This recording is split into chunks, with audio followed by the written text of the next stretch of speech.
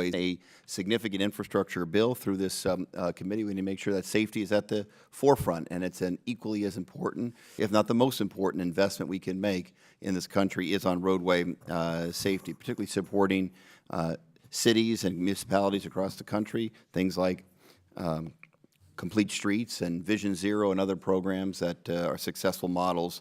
The federal government can better support those cities and hope that state legislatures don't preempt cities who have a lot of innovative ideas. I say that as a former mayor of a city. And the specific issue I want to talk today about has to do with wrong-way drivers. Sadly, that's an issue that my community, the greater Phoenix, Arizona community, is confronting in a significant and sad way right now.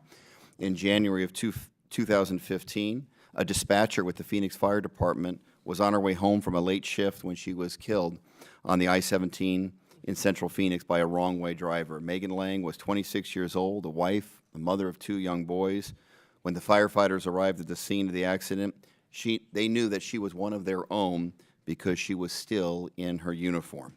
Megan's death shook our community, and especially her fellow city employees. I was mayor at the time, and I will never forget taking that call. Her tragedy, unfortunately, was one of a series, part of a pattern of wrong-way drivers that our cities, counties, and state have to work hard to correct. 2 out of 3 wrong-way crashes are caused by impaired drivers, often drivers with blood alcohol levels more than twice the legal limit. 1/4 of all wrong-way crashes are fatal, compared to just about 1% for other highway crashes. And though nationally the number of and rate of fatal crashes have been falling for decades, the number of fatal wrong-way crashes continue to creep upward. That's something that we have to confront. So I'll open up to all the panel, particularly Mr. Brummer. Can you talk a little bit about what we can be doing as Congress to better support you and other safety-related organizations to decrease and even stop the epidemic of wrong-way crashes across our country? Thank you, Congressman. There are innovations coming out as far as infrastructure, which improve possibility that someone can't go the wrong way. Sensors, which activate lights to notify the driver, also relaying messages to law enforcement so that they can respond quickly, knowing that there is someone going the wrong direction.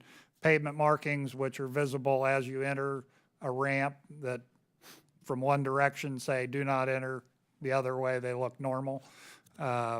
So I think that it is an infrastructure question.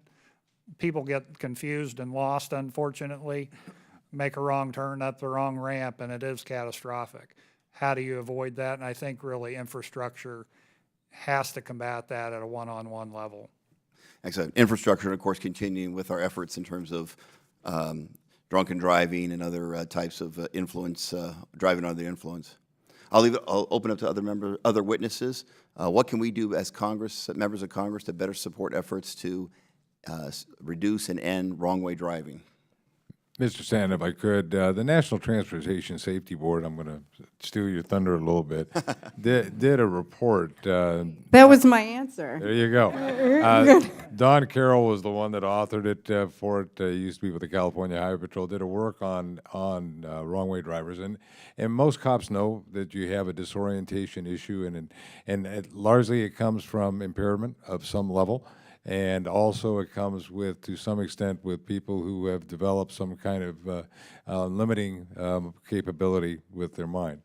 There are ways to deal with that as interventions. MAD has the interlock. They've been promoting the ignition interlock as an example. There are other ways to deal with the impairment issues so that those people don't get in a car and drive. As far as the issues involving capacity, mental capacity, that's where the DMVs can come in and try to deal with those issues, and certainly that would be within the purview of an authorization act should that be an issue.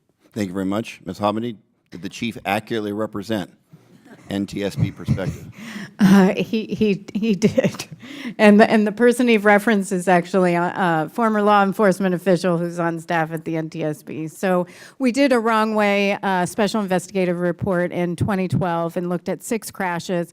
We had recommendations on improving road designs, having better signage, and then addressing impairment. And the NTSB's views on impairment is reducing the legal BAC limits from 0.08 to 0.05 or lower, requiring ignition interlocks for all offenders, not just repeat offenders, including first-time offenders, stronger enforcement, and then also in-vehicle technology to prevent impaired drivers from getting in the vehicle and driving. Thank you. I yield back. The gentleman yields.